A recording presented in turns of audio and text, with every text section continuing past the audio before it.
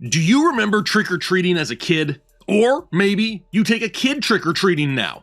Either way though, I know how it works. You're mapping out which houses give out the good candy, cause ain't nobody got no damn time for some fun size up in here. So how about a little end of May Halloween? But since I haven't figured out how to get candy bars through computer screens, how about I give you something a little more valuable? Today, y'all gonna be getting some fantasy football cheat codes, which in turn will lead to a lot of success, where you take your friend's money and buy all the damn candy you want. Now, if you've enjoyed the videos you've seen here as of late, or maybe this is your first one, and by the end of the video, you find yourself saying, man, I want more, then consider getting yourself the 2023 Fantasy Football Draft Guide over at our website, thefantasyheadliners.com. It's got everything from player profiles, extended rankings, sleepers, breakouts, busts, the perfect draft, Kyle's dynamic running back rating, tons of information for only $21.99. But maybe you want yours for free. Everyone enjoys free. In order to get yours for free, all you gotta do is sign up for a new account over on Underdog Fantasy using the referral code Headliners. Once you make that initial $10 minimum deposit, you'll get a free draft guide when it's scheduled to release on July 1st. Looking forward to sending out a lot of free draft guides here this year, so don't miss out on that opportunity. Maybe everything I just said was gibberish and you just need some links to go to. Don't worry, I got you covered. They're down below in the description. But today we're going to be talking about a cheat code that we use to find some pretty solid running backs that are primed to have a big year by comparing them in a few different advanced analytics. It was this very show last year that we highlighted the names of Josh Jacobs and Ramondre Stevenson as guys to go after. I think that worked out pretty freaking well last season. But who are those guys going to be this year in 2023? Well, here are the three metrics we're going to be looking at in today's video. We have yards created per touch, touches per broken tackle, and touches per evaded tackle. Maybe you're wondering why we're looking at those three. Well, I think that we can all agree that the NFL is starting to be really dominated by committee-style backfields. The bell cow running back is going by the wayside. So we need to be sure that we find some of these guys that can create the most with the least, the biggest bang for our buck. Who can produce for our fantasy team, even if their touches are split on their own team? Now, I wish I could have just cherry-picked my own guys, right? That's what a lot of people will do. They'll cherry-pick a handful of guys because they want to make sure that their guy's the one talked about. It's not what we do over here. Here is a list of the running backs that I put up against these three metrics.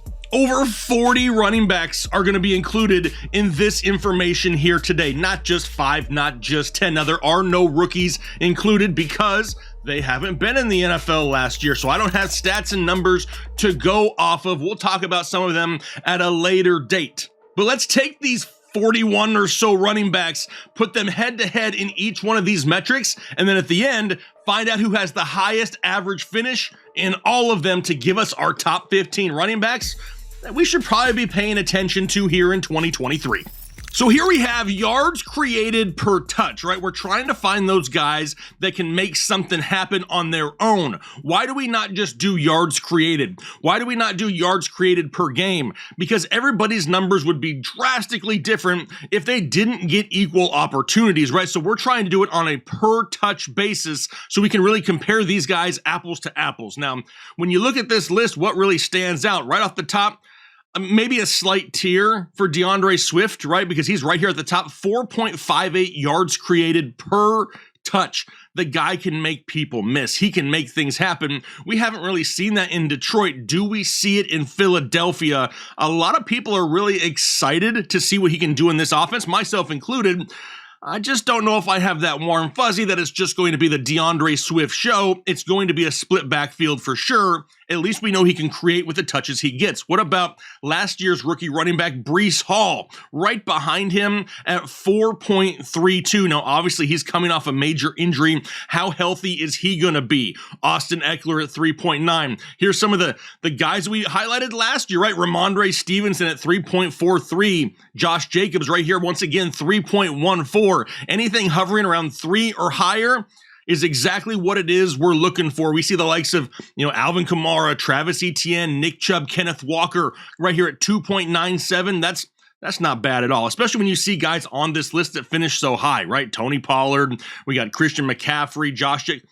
They're in some elite company. When we go to the second column here, we got James Cook at 2.9. That's nothing to scoff at, followed by Saquon Barkley, Dameon Pierce, Derrick Henry at 2.85. A little surprising. Look at the bottom of this column. Jonathan Taylor. Now, maybe you've added it up real quick.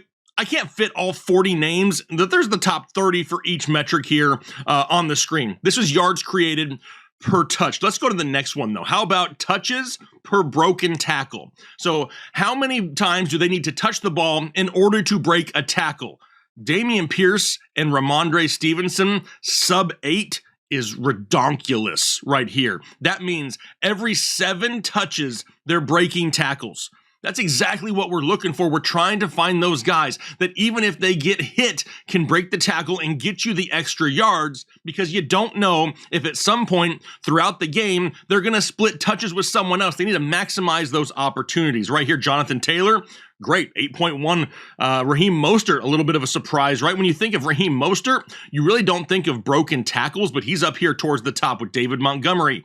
J.K. Dobbins is another name to pay attention to. Remember, he was not 100% healthy until super late in the season last year. We kind of saw like a funky running style there to start the year. He took him some time, but once he started to get in the groove, J.K. Dobbins is someone to pay attention to, especially if we can get him at a cheaper price. Derrick Henry at 10.3 with Nick Chubb at 10.6. That's no shocker right there. Alexander Mattison, that's a name to pay attention to, right? Sounds like Dalvin Cook may restructure his deal in Minnesota to stay there, take a pay cut. That's something to pay attention to. Cam Akers, Josh Jacobs, Najee Harris right here in this first column. Second column, Jamal Williams, right, the league leader in rushing touchdowns at 18.267, didn't really have to break a whole lot of tackles because every time he touched the ball, he was basically scoring touchdowns from inside the 5. So that's not a huge concern right there. Then we got, the likes of Dalvin Cook, Joe Mixon, Aaron Jones, Austin Eckler, needing more touches to break those tackles for sure. Would love to see Joe Mixon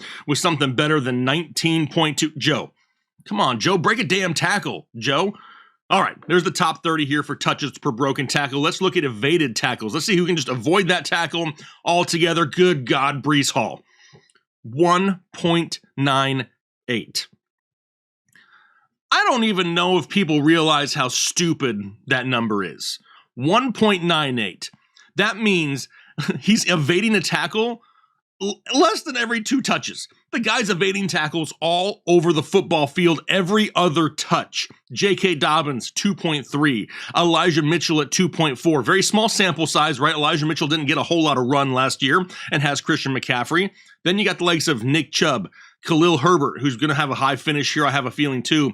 Dameon Harris. A lot of people forget about Dameon Harris, right? He was an afterthought in New England. He was hurt all the time. Wasn't really utilized. Ramondre Stevenson was killing it, but now Dameon Harris is in Buffalo. I'm just saying, I'm just saying that maybe we need to pay a little bit closer attention to Dameon Harris. There's David Montgomery, Najee Harris, Alexander Mattison, once again, Josh Jacobs, Kenneth Walker, Aaron Jones, Tyler Algier in this first column, along with DeAndre Swift. They're at the bottom of the second. Kind of crazy to see the likes of Miles Sanders, Derrick Henry. Derrick Henry doesn't have to evade a tackle. He'll just run through his face, if you know what I'm talking about. We got Saquon Barkley, Tony Pollard, Jonathan Taylor, Austin Eckler here in this second column. So what we did is we went through each one of these metrics. I scored them all, 1 through 41, because there's 41 of these guys. I gave them a total score in each metric, totaled them up at the end, and find out who finished the highest. Well, by doing so, here are your top 15 running backs when compared to these 3 metrics. Right off the top, number 1, Ramondre Stevenson of the New England Patriots, followed by my boy Nick Chubb, Khalil Herbert finishing 3rd, J.K. Dobbins, Breece Hall, Josh Jacobs, David Montgomery, DeAndre Swift, Dameon Pierce, Alexander Mattison, Kenneth Walker, Aaron Jones, Tony Pollard, Dameon Harris, and Austin Eckler. Now, what I want to point out first before we go any further is you can really tell when some of the tools you use work when you go back in previous years' numbers and you see a lot of the top finishers in your metrics. That means you're finding things that the top guys did. And when you look at this list, you got the likes of Ramondre, Nick Chubb, Breece Hall would have been up there had he stayed healthy. Josh Jacobs, Dameon Pierce was on a tear before he got hurt. Kenneth Walker, Aaron Jones, Tony Pollard, Austin Eckler. All these guys are top finishers last year, so it makes sense to say, all right, who's going to be similar to those guys this coming up year? Well, a lot of that has to do with ADP, right? Because we're not sitting here saying all the studs are good. Obviously, we want the biggest bang for our buck, so let's put up their ADP right here. So here we have their ADPs. Ramondre Stevenson in the 3rd, Nick Chubb in the 2nd, Herbert in the 9th, Dobbins 5th, Hall 3rd, Jacobs 2nd, David Montgomery in the 7th round with DeAndre Swift in the 6th, Pierce in the 5th, Alexander Mattison currently in the 8th. That would definitely climb up if Dalvin Cook were to leave.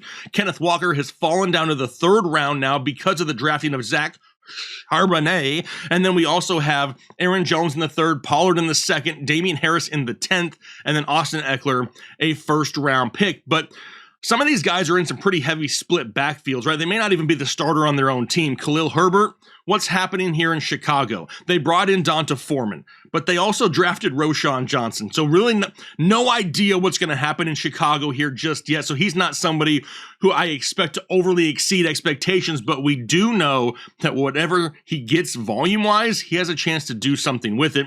Breece Hall, coming off a major injury. I'm not knocking him too much for that right now, but I just want to make sure I don't glance over that fact that he is coming back off a serious injury. David Montgomery splitting now with Jahmyr Gibbs in Detroit. DeAndre Swift now in Philadelphia. He's got Rashad Penny and Kenneth Gainwell there to worry about. Alexander Mattison, as of right now, the backup in Minnesota, will get more run for sure this year, maybe a lot more if Dalvin Cook were to leave. All right, so that leaves us with the guys in green, right? Ramondre Stevenson, Nick Chubb, J.K. Dobbins, Josh Jacobs, Dameon Pierce, Kenneth Walker, Aaron Jones, Tony Pollard, Damian Harris, and Austin Eckler. Obviously, these 1st and 2nd round guys, they're studs. Everybody knows it. They're there for a reason. The guys that I'm really focusing on are the guys after the 2nd round. Ramondre Stevenson once again. J.K. Dobbins in the 5th. I mean, yeah, sure, it may not be sexy on paper, but an improved offense in Baltimore that we know still runs the ball a lot. And we saw J.K. Dobbins turn it on end of 2022. He's somebody to pay attention to. Dameon Pierce, sure, they have Devin Singletary there as well. That worries me, but only because I have to, trust the Texans a little bit, which is a little scary. But Dameon Pierce, it could be a great pick for you this year. Kenneth Walker in the 3rd, I'll smash that all day long. Aaron Jones in the 3rd as well. And then Damian Harris in the 10th is probably going to be somebody that I own a lot of in fantasy football 2023, just for the value alone.